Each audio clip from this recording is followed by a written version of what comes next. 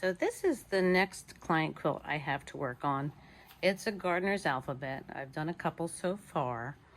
But on this one, there's this orange, inner border here. And what I want to do is, you can see I've already marked my edges here because I want to stitch this in a peach thread. And I want this to become more prominent. So I'm going to take the peach thread from here straight out into the border. You can see it's a fairly decent sized border. So I hope you can see what I'm doing. These are my edges set 1. And what I did was I just lined it up right here with the 1/4 inch mark, except that I traced the outside. Let me line it back up. I traced the outside edge. So on this one I used size 16. And bear with me, the next one I used size 14, and then the very last one I used size 8. So it's down here. I think you might be able to see that. That one's kind of a little wonky because it's off of my board. So what it is it actually starts to get smaller as it goes to the corners. So I think this is going to look really cool. I don't know, I could be wrong, but I think it's going to be really cool. So now I'm going to mark my sides. So you can see in the meantime, I've actually echoed it because I want there to be a separation between this dense fill and what I'm doing on the border. But when I finish this edges, let me get them and lay them on there so you can see what I'm talking about. So, and I have this one here, and I have this one here, and you can see the lines don't quite match up. Okay, so what I'm gonna do, I hope you can see that. Can I zoom in? Ta-da! So anyway, the lines don't quite match up. So what I'm gonna do is just take any kind of soft curve ruler and just match up those lines. So it looks like just a continuous curve around the corner. So bring it back out. There you go. So that will be the framework. And again, I'm doing a peach in here.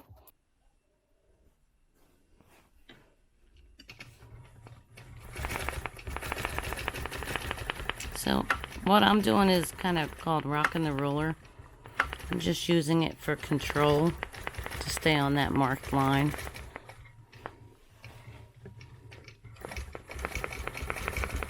And if I fall off the line, it's kind of okay because only I know where that line is. Once I take it off, nobody will know that I missed it. Okay, so that's about as far as I can go. My belly bar is right here. So I will just pull these threads up and lose my scissors. And I'll just leave those tails. That way I know that it's not been tied off yet. So now I'll go from right about here, and I will ditch up to the top point.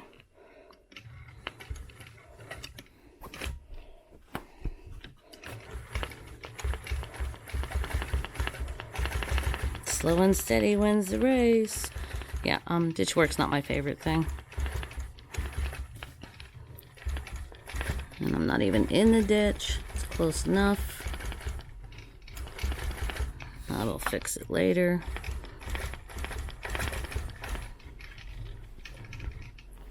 Stuck on my basting. There we go.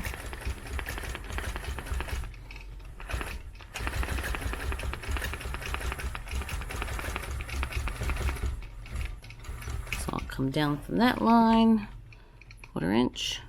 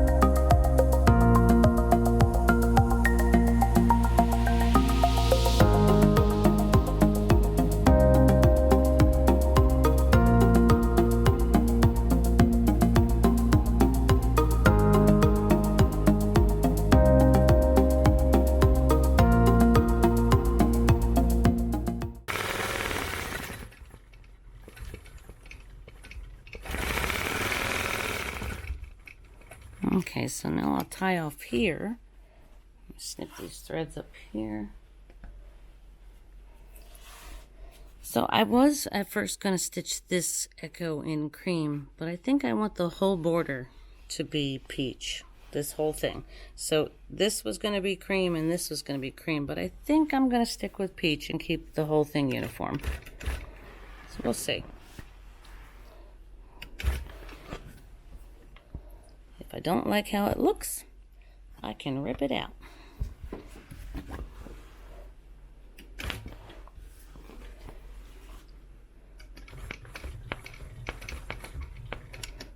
So you notice I did not tie off there. That's because I'm going to come back when I do this section and I'll make the knot then. It's backward, I know. It's just how I do it. That way I know if there's a tail there, it hasn't been tied off.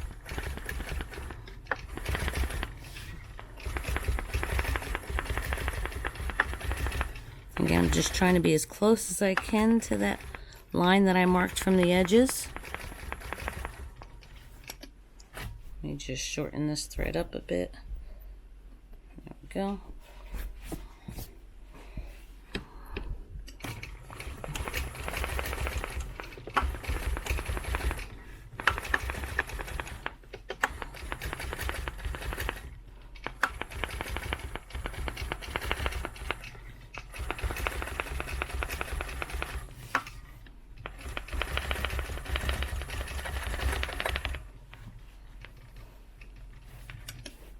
And I broke my thread. Of course. Don't break any threads until you're filming, and then you're breaking threads.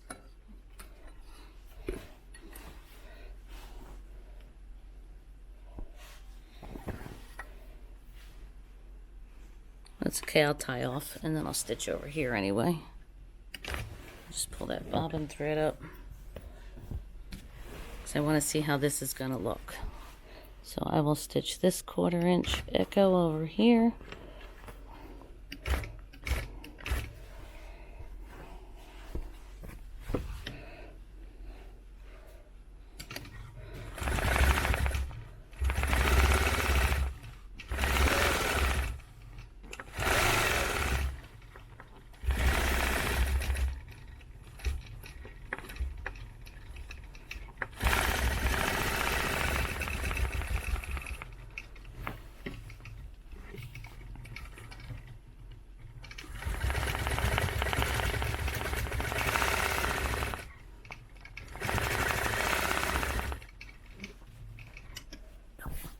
And I do believe I love it.